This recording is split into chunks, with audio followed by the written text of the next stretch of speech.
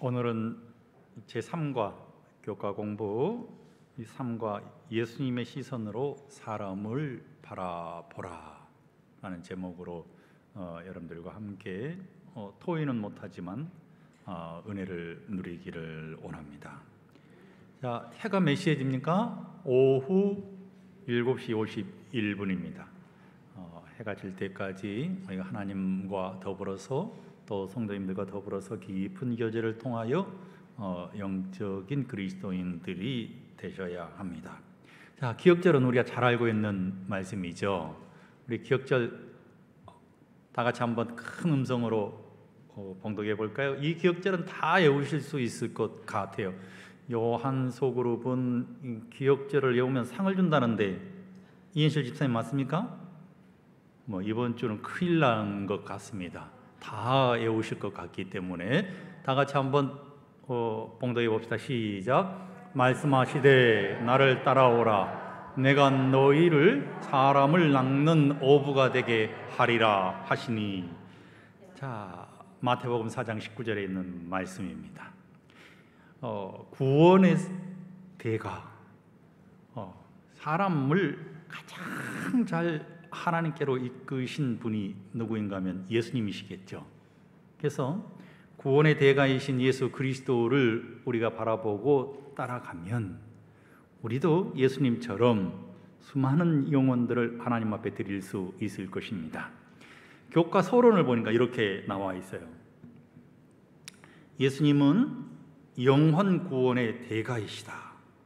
예수님이 사람들과 더불어 일하시는 방식을 관찰하면 어떻게 사람들을 예수 그리스도로 말미암는 구원의 지식으로 인도할 수 있을지 알게 된다. 자, 그 다음 우리 같이 한번 읽어봅시다. 시작. 예수님은 모든 사람을 하늘 왕국으로 인도할 가능성이 있는 자로 보셨다. 그분은 각 사람을 긍휼하신 하나님의 눈으로 바라보셨다. 자, 예수님에게 있어서 구원받지 못할 사람은 아무도 없었다고 하는 것입니다. 그래서 성경에 나타난 정말 다양한 계층을 이번 주에 예수님께서 어떻게 대하셨고 그들을 어떻게 하나님께로 인도하여 그들을 구원하셨는지 보기를 원하는 것이죠. 서론은 계속해서 예수 그리스도의 시선을 우리에게 소개하고 있는데 그들이 유대인이든지 이방인이든지 지식인이든지 남자든지 여자든지 십자가에 못 박힌 강도든지 혹은 백부장이든지 또 귀신 들린 광인이든지 모든 지희고화를 막론하고 가능성을 보셨어요. 자, 거친 뱃사람이었던 베드로를 예수님께서 어떻게 보셨는가 하면 거칠고 목소리가 큰 어부가 아닌 뭘로 보셨다고요? 능력 있는 복음 설교자로 보셨다 그랬습니다. 그 다음에 야고보와 요한은 쉽게 흥분하는 사람들인데 또 긍휼주의자인데 예수님의 시선으로는 이들을 어떻게 보셨는가 하면 은혜의 선포자, 열정적인 그리스도인이 될 것을 예수님께서 보셨어요. 또 가장 하층 계급에 소속되어 있었던 막달라 마리아, 사마리아 여인, 혈루증을 앓던 여인들을 예수님께서는 어떻게 대하셨는가 하면 그들의 마음속에 진정한 용납과 사랑과 또 용서를 원하는 그런 마음을 예수님께서 보셨어요. 또 의심의 대가인 이 도마를 예수님께서는 냉소적인 회의론자가 아닌 진지한 질문자로 예수님께서 여겨주신 것입니다. 그러면 예수님께서 사람을 대하시는 방법이 부정적인 측면은 하나도 보지 않았다고 하는 것입니다. 우리가 사람을 볼 때 저 사람은 이래서 싫고 저 사람은 이래서 성공할 수 없고가 아니라 예수님은 사람을 대하실 때 그 사람이 미래 발전 방향, 성장할 가능성을 예수님께서 보셨음을 알게 되는 것입니다. 그래서 예수님은 사람을 어떻게 대하셨을까? 또 우리는 사람을 어떻게 대해야 대하여야 할까? 하나님께서 우리에게 맡겨주신 VIP뿐만 아니라 가정에서, 교회에서 우리는 사람들을 어떻게 대하고 그들로 하여금 그리스도 예수에게로 가까이 나아갈 수 있게 할 것인가를 이번 주에 우리가 공부하게 되는 것입니다. 자, 7월 12일 일요일 소지는 두 번째 이 접촉이라고 하는 제목이 나옵니다. 자, 마가복음 8장 22절에는 이 소경 한 사람이 등장하는데 벳세다의 이름에 사람들이 소경 하나를 데리고 예수께 나와 손대시기를 구하거늘이라는 단어가 구절이 나오는데 여기에서 두 개의 중심 단어가 등장합니다. 첫 번째 단어는 뭡니까? 데리고. 두 번째 단어는 뭐예요? 구하거늘. 그래서 사람들이 예수님에게 데리고 왔다, 소경을. 이걸 굉장히 중요하게 생각하고 예수께 나와서 제발 좀 이 사람의 이 보이지 않는 눈에 예수님께서 손을 좀 대주시면 안 되겠습니까? 라고 간구하는 것, 두 가지 이 단어가 이 구절의 중심 단어인 것입니다. 자, 데리고 왔다고 하는 것은 신약 성경에서 예수님께서 치유하신 뚜렷한 사례는 약 25개 정도가 되는데 그 중에 말입니다. 절반이 넘는 숫자가 뭔가 하면 예수님의 이 데리고 나왔던 그 영혼들이 친지들에게서나 혹은 친척들에게서나 아는 지인들로부터 예수님께로 데려왔다고 하는 것입니다. 여기 본문에 있는 이 소경도 말입니다. 아마도 친구들이 이 소경을 예수님에게로 데려왔던 것입니다. 만일에 이 소경을 예수님께로 친구들이 데려오지 않았다면 이 소경은 결코 나을 수 있는 방법이 없었을 것입니다. 그렇다면 우리의 역할은 무엇인가? 우리의 역할은 예수님에게 사람들을 인도하여 나올 수 있도록 하는 인도자의 역할을 감당해야 된다고 하는 것이죠. 자, 두 번째로는 구한 것입니다. 구했는데 어떻게 구했는가 하면 이 구했다라고 하는 이 단어가 간청하다, 애원하다, 또 열심히 설득하다라고 하는 의미를 가지고 있는데 이것은 강력하게 예수님에게 요구했다라기보다는 참 신사적이고 정말 친절하게 부드럽게 예수님에게 애원한 것을 말합니다. 예수님에게 설득했어요. 예수님, 이 사람이 정말 불쌍한 사람입니다. 앞을 보지 못해서 그가 어떻게 살아왔는지 예수님 이렇습니다 하면서 이 사람의 구구절절한 사연들을 예수님에게 다 아뢰고 난 다음에 예수님, 이 사람 눈에 손을 대셔서 좀 낫게 해 주십시오. 이렇게 했어요. 그래서 예수님에게 이 두 번째 접촉했던 소경을 인도한 사람들은 교회로 데리고 나오고 두 번째로는 어떻게 했습니까? 예수님에게 간구했어요. 이 사람의 필요를 좀 채워 주십시오. 그랬습니다. 예수님의 반응은 무엇이었을까요? 예수님의 반응. 참 이 소경을요, 예수님은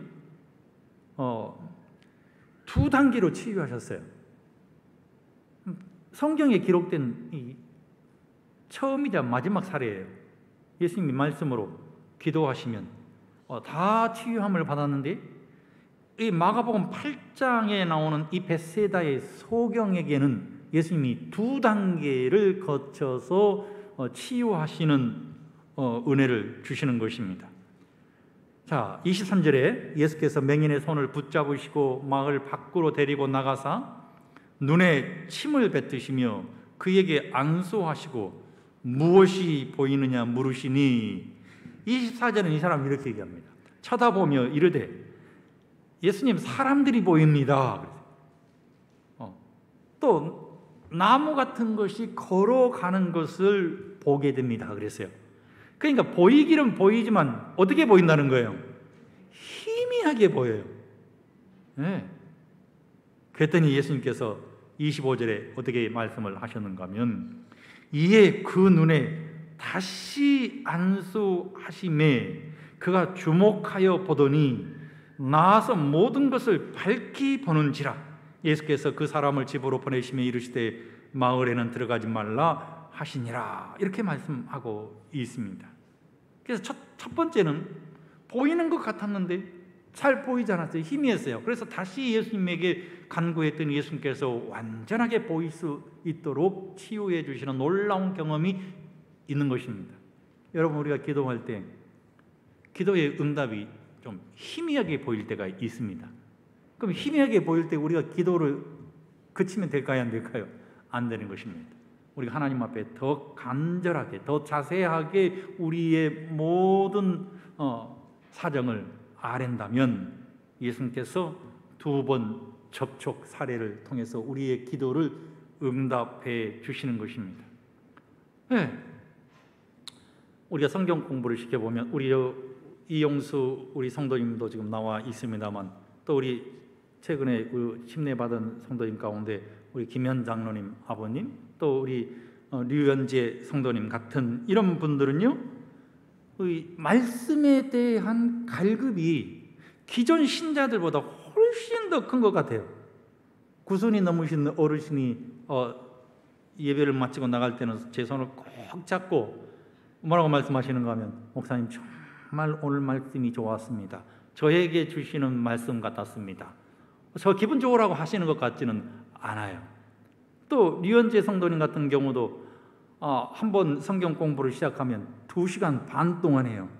근데 그렇게 시간이 빨리 지나갈 수가 없다고 합니다. 또 우리 이용수 성도님도 3일 기도의 시간에 나와서 말씀에 대한 갈급이 있지 않습니까? 침례를 받을 때에는 희미하게 걸어가는 나무처럼 보여지지만 우리가 다시 성경에 있는 말씀을 더 깊이 파면 팔수록 말입니다, 예수님께서 2번째 접촉을 통해서 그가 완전하게 치유받도록 은혜를 주셨던 것처럼 우리가 말씀에 갈급하는 신앙의 삶을 살아가면 예수님은 우리의 시야를 열어주신다는 사실을 우리가 기억할 필요가 있는 것입니다.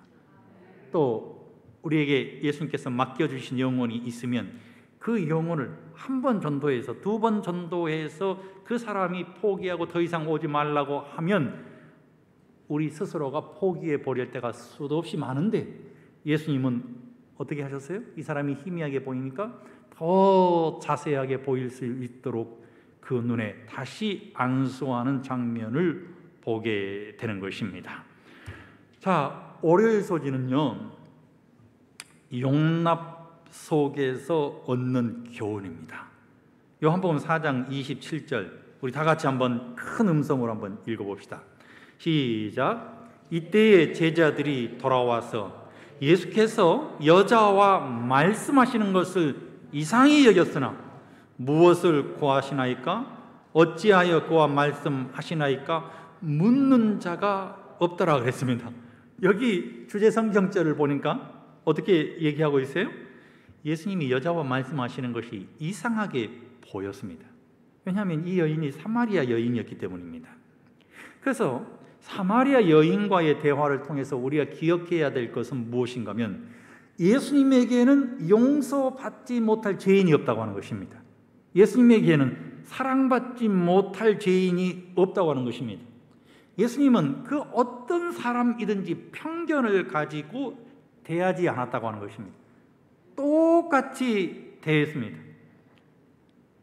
그랬더니 성도 여러분, 예수님께서 이 사마리아 여인에게 어떤 기적을 행하셨습니까? 내가 부자가 되어라 했습니까? 내가 네 질병을 고쳐주노라 했습니까? 아무것도 안 했어요. 그냥 물 좀 줄래? 했더니 사마리아 여인이 물을 줬어요. 그랬더니 사마리아 여인이 뭐라고 얘기했는가 하면, 당신이 도대체 누구인데 나한테 물을 달라고 합니까? 라고 했는데 이 사람이 변화되어 가지고요, 물동이를 버려두고 어떻게 했습니까? 동네로 달려가서 내가 메시아를 만났다 그랬습니다. 그러면 여기에서 우리가 배워야 할 교훈이 있는데, 우리가 어떤 사람의 필요를 채워주고 어떤 사람에게 기적을 베풀어야 그 사람이 그리스도인이 되는 것은 아니라고 하는 것입니다. 여기에서 우리가 깨달아야 할 것은 무엇인가 하면요, 교과에는 이런 내용이 나옵니다. 고고학, 성구, 영구 성경은 유대인과 사마리아인들의 관계에 대해서 다음과 같은 흥미로운 사실에 주목한다. 사마리아인과 유대인들 사이의 균열은 오래전으로 거슬러 올라간다. 열왕기하 17장을 보면 사마리아인들은 기원전 722년에 아시리아에 의해서 북방 이스라엘이 멸망당하고 그 땅에 강제로 이주해 온 메소포타미아 백성들의 후손이다 그랬습니다. 자, 이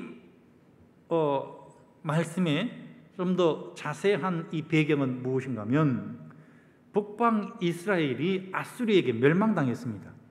그런데 아수르가 이 북방 이스라엘을 좀 더 효과적으로 다스려야 할 필요성이 있었습니다. 그래서 좀 더 효과적으로 다스릴 수 있는 방법이 무엇일까 하면, 아수르인과 북방 이스라엘 사람들과 혼인을 시킨 것입니다. 그래서 거기에서 태어난 사람들이 뭐예요? 혼혈족이에요. 혼혈족. 그래서 혼혈족들이 태어나니까 그 혼혈족들을 다 북방 이스라엘 땅인, 북방 이스라엘 수도가 사마리아였잖아요. 그쪽으로 다 옮겨간 거예요. 그러니까 유대인들은요, 정통 유대인이 아니면 절대로 상대하지 않아요. 특별히 율법주의자들인 바리새인들은요, 네가 나하고 친구가 되기를 원하느냐? 그러면 예스. 그러면 내가 하는 그대로 다 해라. 그러면 친구가 될 수 있다. 내가 하는 것 다 하나라도 하지 않으면 친구가 될 수 없다. 자신들의 울타리를 쳐놓고 그 울타리 안에 들어오면 친구고, 울타리 안으로 들어오지 않으면 다 이방인인 거예요. 그러니까 유대인들과 사마리아 사람들과는 섞이면 됩니까? 안 됩니까? 절대로 안 되는 거예요.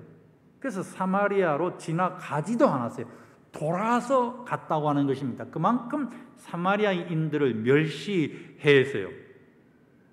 하층 사람들이었고 종교적으로도 변질된 사람들이었어요. 그런데 말이에요, 예수님이 누구를 만나 주셨는가 하면 사마리아 여인을 만났는데, 사마리아 여인은 남편이 몇 명이나 된다고요? 5이나 돼요. 5. 다시 말하면 몸을 파는 여인이었어요. 자, 지금 우리가 코로나19 사태 때문에 우리 성도님들이 다닥다닥 붙어 앉아 있어야 되는데, 자, 지금 다 어떻게 하고 있어요? 떨어져 있잖아요. 왜 붙어 계십니까? 지금은 1m씩 떨어지게 하잖아요. 당시의 사회에서도 여자와 대화할 때는 1m 이상 떨어져서 대화해야 했어요. 그런데 예수님께서 이 사마리아 여인과 어떻게 가까이에서 대화를 나누었는지는 모르겠어요. 그만큼 당시에도 사회적 거리두기로 여자들과는 함부로 말을 섞지 않았다고 하는 것입니다. 도무지 신뢰할 수 없는 여인을 우물가에서 만나신 예수님께서, 야, 나에게 물 좀 주지 않겠느냐? 이렇게 말씀하셨어요. 근데 그 당시에서는요, 이 나그네가 목이 마르잖아요. 그럼 물 한 잔 줄래? 하면 이 말이 어떤 의미로 다가갔는가 하면, 너 내 친구가 되어줄래? 그런 의미라고 그래요. 그러니까 다시 말하면 예수님께서 사마리아 여인을 대하실 때 너 나하고 친구하자 그랬어요. 그 누구도 거들떠 보지 않는 이 여인을 말입니다. 한낮 정오에 물을 기르러 나온 남들의 시선을 피해서 온 이 여인에게 너 나하고 친구하자 그랬어요.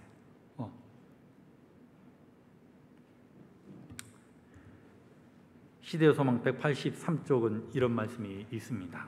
우리 함께 읽어보십시다. 굉장히 중요한 말씀이니까 한번 읽어보겠습니다. 시작. 그러나 구주께서는 이 여자의 마음 문을 여는 열쇠를 찾으려 하였으며 하나님의 사랑에서 우러나오는 재치로서 호의를 베푸신 것이 아니라 그것을 요구하셨다. 친절을 베푸는 일이 거절당할 수도 있을 것이나 신뢰는 신뢰를 일으킨다 그랬어요. 굉장히 중요한 말씀이죠.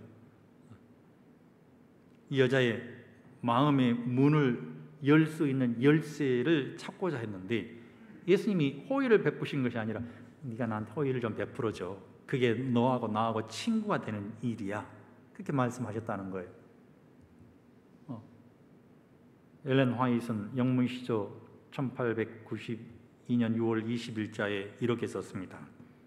예수님의 마음을 가진 사람들은 모든 사람들을 사랑의 눈으로 바라보게 될 것이다.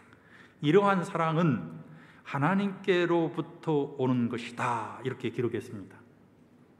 굉장히 중요한 말씀이죠. 모든 사람을 사랑의 눈으로 보는 것입니다.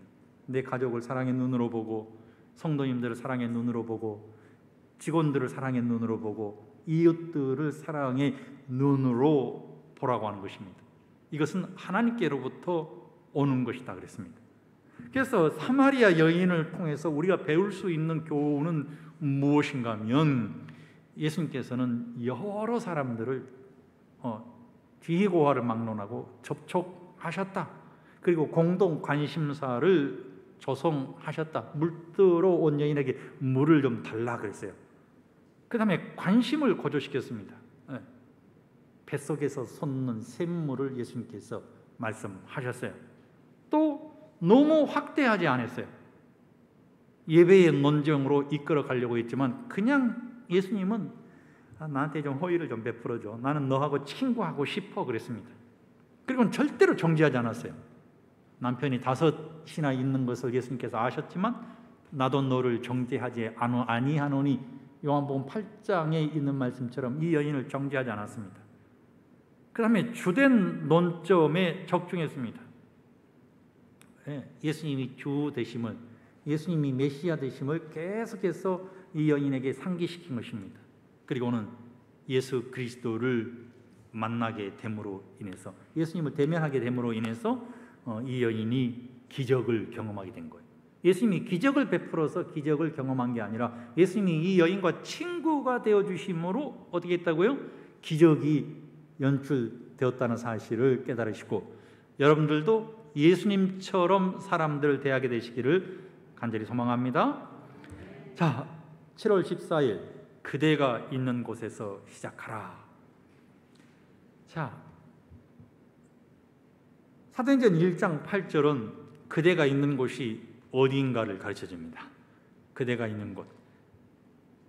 다 같이 읽읍시다. 시작. 오직 성령이 너희에게 임하시면 너희가 권능을 받고 예루살렘과 온 유대와 사마리아와 땅끝까지 이르러 내 증인이 되리라 하시니라. 교과에는 이렇게 기록하고 있습니다. 하나님이 그대를 데려다 놓으신 곳에서 증언하라. 더 나은 기회를 꿈꾸지 말고 그대의 주변에 있는 사람들에게 전하기 시작하라. 그대와 가장 근접해 있는 자들을 누구의 시선으로 바라보라고? 하나님의 시선으로 바라보라. 그대가 세상에서 가장 학벌이 좋고 말이 유창하며 재능이 뛰어난 사람이 될 필요는 없다. 물론 그러한 은사들도 바르게 사용된다면 유용하겠지만 그대에게 가장 필요한 것은 하나님에 대한 사랑과 다른 영혼들에 대한 사랑이다. 그대가 기꺼이 전도하려 한다면 하나님은 그대가 이렇게 할 수 있도록 길을 열어주실 것이다 그랬습니다. 그러면요, 성경에 가장 이 전도 활동을 많이 한 사람 가운데 한 사람이 누군가 하면 사도 베드로의 형제였던 안드레예요. 교과는 이 안드레에 대해서 이렇게 얘기합니다. 안드레는 성경에 몇 번 등장한다고요? 12번 등장해요. 12번 등장하는데 그냥 일반적으로 등장해요. 예수님의 제자 가운데 신재철도 있고 또 이용선도 있고 박민열도 있고 최승연도 있고 예수님의 제자가 쭉 나열되면서 안드레도 있었다 그랬어요. 이게 성경의 기록이에요. 그러니까 이름을 소개할 때 이 나열되었던 안드레라는 사람이요, 3번에 걸쳐서 굉장히 중요하게 등장하는데, 첫 번째는 요한복음 1장 41절에 안드레가 누구를 예수님에게 데려왔어요? 베드로를 예수님에게 데려오게 된 것입니다. 베드로를 예수님에게 데려왔을 때 베드로는 어떻게 변화되었습니까? 네? 우리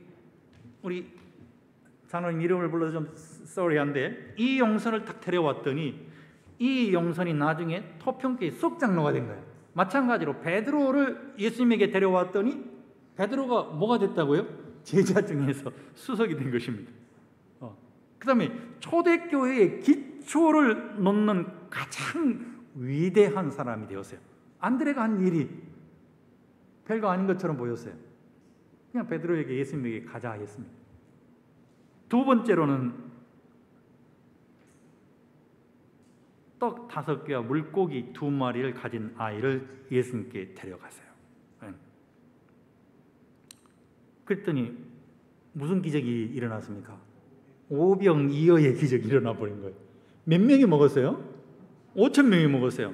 사람들이요, 예수님의 말씀을 그냥 밤이 다 되도록 다 들은 거예요. 그런데 마지막으로 결심을 시켜야 될 거 아닙니까? 우리가 말씀을 먹이고 난 다음에 이 5,000명이 한꺼번에 하나님 나라가 임했으니 하나님을 영접하시오, 예수님께서 말하기 전에 말입니다. 예수님께서 그들을 완전히 그냥 단 한 번의 기적을 통해서, 감사 기도를 통해서 다 예수님을 영접하실 수 있도록 만드셨는데, 그 여인이 누구였는가 하면 안드레였어요. 예수님이 야, 떡이 좀 있냐? 예수님, 이렇게 많은 사람 먹이려면 돈이 얼마나 많이 필요한지 몰라요. 또 식당이 얼마나 많이 필요한지 몰라요. 이 사람들 도무지 먹일 수 없어요. 그런데 안드레는 뭐라고 그랬어요? 소년 하나를 딱 데려와가지고 이 소년이 오병이어를 가지고 있네요, 예수님. 그랬더니요, 예수님이 축사하시고 나눠주라 했더니 나눠줬어요. 몇 명이 먹었다고요? 5,000명. 어린아이까지 합치면 몇 명 정도? 2만 명 정도가 먹은 거예요. 그러니까 그날 안드레의 한 행동 하나가 몇 명을 먹였다고? 2만 명을 먹였고 2만 명이 예수님을 개인의 구주로 영접하는 놀라운 일이 일어나게 된 것입니다. 세 번째 기록은 무엇인가 하면 요한복음 12장 22절에 헬라인들을 예수님께 데리고 갔어요. 당시에도 쉽지 않는 일이었을 것입니다. 왜냐하면 이방인을 예수님에게 데리고 간다고 하는 것은 보통 어려운 일이 아니었고, 그냥 헬라인들은요, 지식과 철학을 논하는 사람들이었기 때문에 그 사람들에게 예수님을 소개한다고 하는 것은 보통 어려운 일이 아니었어요. 근데 그 사람들을 예수님에게로 인도한 것입니다. 이방인을 예수님에게로 데려가게 된 것이죠. 그 결과는 무엇이었을까요? 놀라운 역사가 일어나게 된 것입니다. 이방인이 예수님을 개인의 구주로 영접하는, 그리고 복음의 이 전진 기지의 역할을 감당할 수 있는 일을 안드레가 하게 된 것입니다. 제가 교과를 보면서 한 목사님이 이런 글을 썼더라고요. 이 아시스에는 프란시스코라는 사람이 있는데, 한 번은 이 프란시스코가 말이에요, 제자들에게 오늘은 우리 모두가 함께 전도하러 가자 그랬습니다. 그 동네를 한 바퀴 돌았어요. 만나는 사람들마다 안녕하세요, 좋은 아침입니다. 네, 식사는 하셨나요? 어이구, 누가 아프다는데 괜찮나요? 그냥 이러면서 동네 한 바퀴를 다 돌았습니다. 이건 제가 하는 말이고, 진짜는 뭔가 하면 한마디도 안 하고 그냥 제자들과 함께 동네 한 바퀴를 돌았어요. 말 한마디도 안 했어요. 그랬더니 제자들이 의아해했을까요, 안 했을까요? 너무 의아해가지고, 아니 선생님, 우리가 전도하러 가자고 하셔놓고 왜 한마디 밥 먹었냐고도 안 물어보고 손도 안 들어주고 그러셨나요? 그랬더니 유명한 말을 남깁니다. 뭐라고 남긴가 하면 프란시스코가 제자들에게 이렇게 얘기했어요. 사람들이 우리의 모습을 보는 것이 곧 전도가 되는 것이니라 그랬습니다. 참 이 시사하는 바가 크죠. 굉장히 많은 깨달음이 오는 것 같아요. 사람들이 나를 보았을 때 재림교회 목사님이야, 재림교회 장로님이야, 재림교회 집사님이야, 저 사람처럼 되어야 돼, 저 사람이 진짜 그리스도인이라니까, 이래야 된다고 하는 것이죠. 그래서 전도란 학문적인 지식이나 유창한 언변보다도 내가 어떻게 하나님의 사람이 되어 있는가, 그리고 어떻게 하나님의 이 사랑을 사람들에게 단순하게 소개할 수 있는가, 이것이 중요하다고 하는 것입니다. 그럼 전도 어려워요? 쉬워요? 쉬운 것 같아요. 전도는 내가 하고 열매는 하나님이 거두신다라는 이 진리가 안드레의 경험을 통해서 알게 된 것입니다. 여러분 가장 근접해 있는 것은 어디십니까? 내 남편이요, 내 사랑하는 아내요, 또 내 사랑하는 자식들이 아직 예수님을 개인의 구주로 영접하지 못했는데, 내 직장에서 나는 엄청난 식구들을 거느리고 있는데 그 식구들이 한꺼번에 예수님을 믿으면 얼마나 좋을까? 오늘부터 한번 실천해 보시기를 바랍니다. 자, 수혈 소지는요, 그러면 정말 까다로운 사람을 대할 때는 어떻게 해야 될 것인가? 오늘 주제 성경절이 마태복음 4장 19절입니다. 수요일 소지. 다 기억절을 암송하신다는 의미에서 우리 함께 큰 음성으로 한번 봉독해 봅시다. 시작.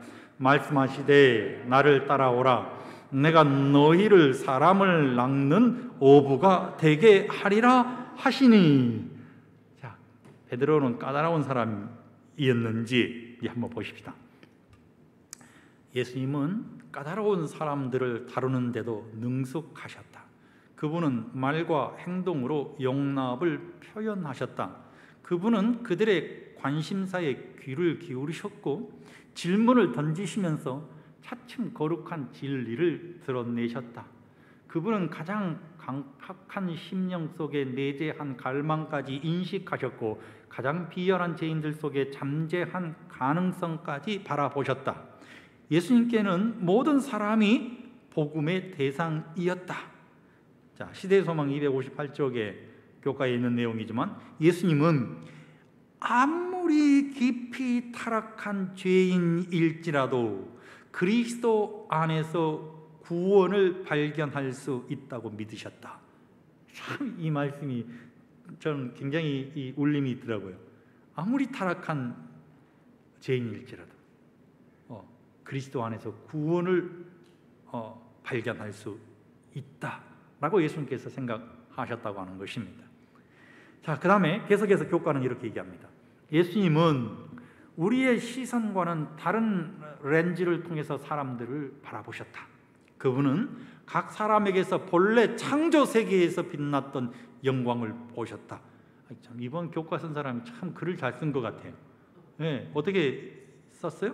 각 사람에게 보여지는 모습이 뭔가 하면 창조 세계에서 빛났던 영광을 예수님께서 보셨다, 이렇게 썼어요. 그분은 사람들이 어떤 종류의 사람들이 될 수 있는지 가늠할 수 있도록 그들의 사고력을 향상시키셨다. 그래서 많은 사람의 삶이 그들에 대한 예수님의 기대를 충족시킬 만큼 향상되었다 그랬습니다.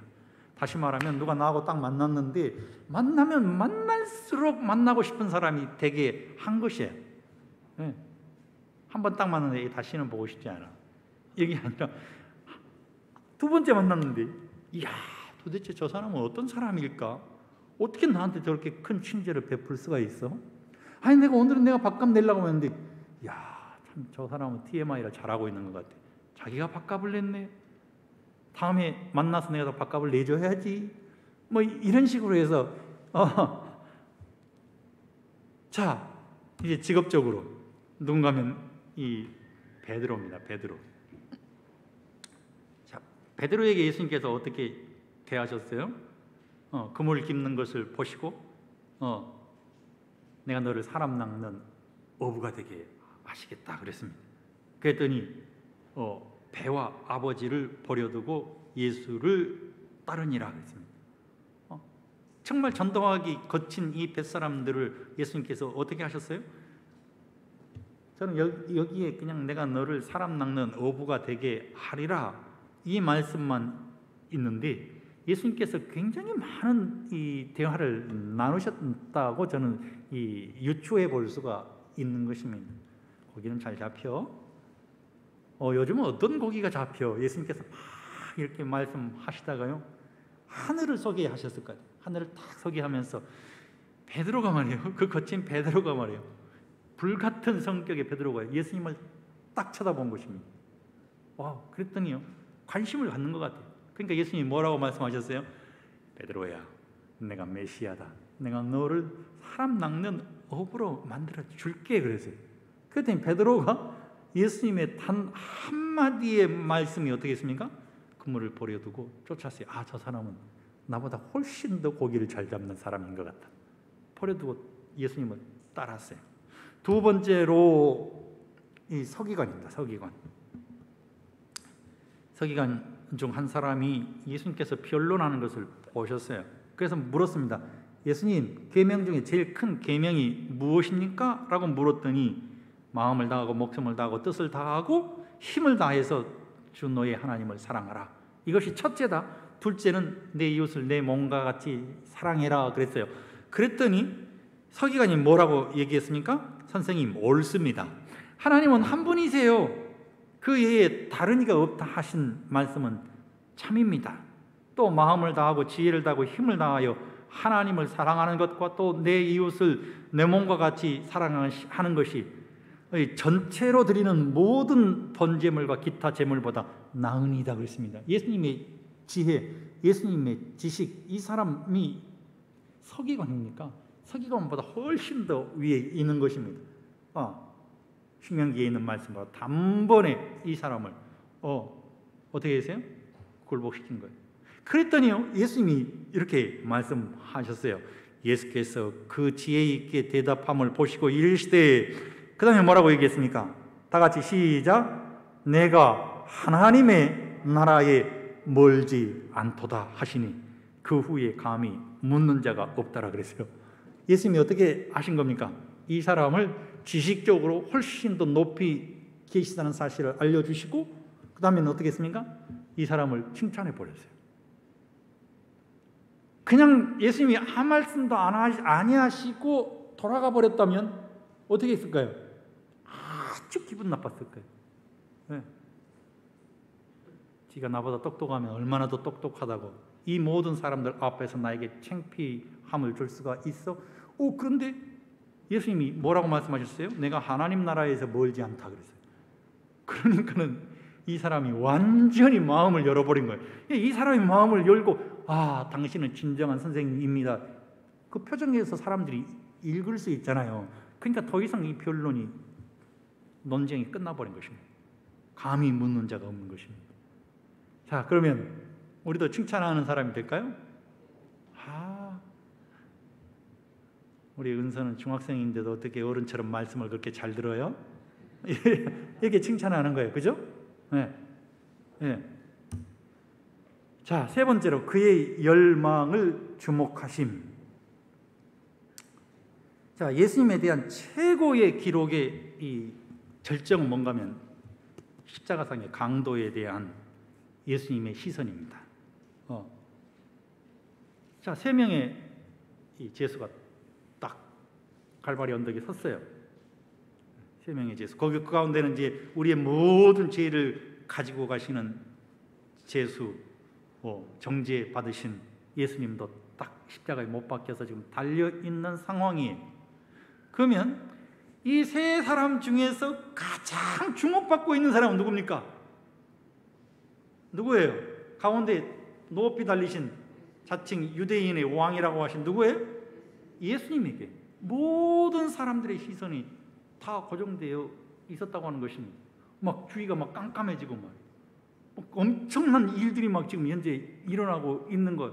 예수님이 막 가상 치료나 막 말씀하시고 말입니다.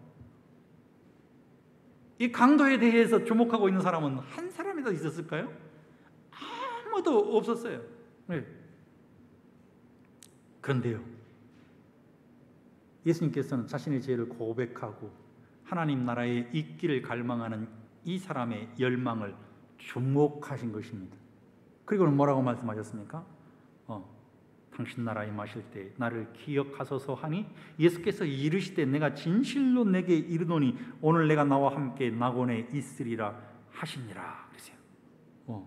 마지막 날 예수님 오시는 그날 아침 네가 나와 함께 낙원에 있게 하시겠다고 하시는 그 예수님의 말씀을 들었을 때 이 십자가상의 강도가 얼마나 큰 감동을 받았을까요? 그리고 그 주위에 모여 있는 사람들의 반응은 또 어떠했을까요? 진짜 메시아다. 내가 보니까 이 강도를 용서하시는 저분이야말로 진짜 하나님의 아들이야. 하나님의 아들, 메시아야, 그리스도야. 가슴 뭉클한 이 장면을 보게 된 거예요. 그래서 우리가 사람들을 대할 때 때로는 감동을 줄 필요도 있고 때로는 엄청난 지식으로 혹은 또 칭찬으로 그 사람이 현재 처해 있는 필요를 공급하는 것으로 사람들에게 다가갈 필요가 있다는 사실을 우리가 기억하게 되기를 소망합니다. 내 사랑하는 아내가 도무지 교회에 안 나올 것 같아. 그럼 어떻게 되는 거예요?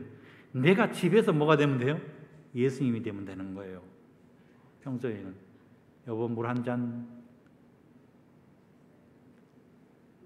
이번에는 내가 가서 물 한 잔 딱 마시고 당신도 한 잔 할래? 이렇게 하면서 딱 물을 떠다다 가정에서 뭐가 되라고? 예수님이 되라고. 이영수 성도님 아시겠습니까? 자, 이렇게 한번 해보십시오. 그러면은 자, 목요일서지 봅시다. 섭리로 주어진 기회를 감지함. 고린도후서 2장 12절에 이 사도 바울에 대한 얘기인데 드로아에서 마게도냐로 환상을 보는 그 장면인데 내가 그리스도의 복음을 위하여 드로아에 이름에 주 안에서 문이 내게 열렸으되 고린도후서 2장 12절. 이건 3차 전도 여행 때 고린도후서가 쓰여졌기 때문에 아마도 2차 전도 여행을 회상했을 거라고 생각이 들어갑니다.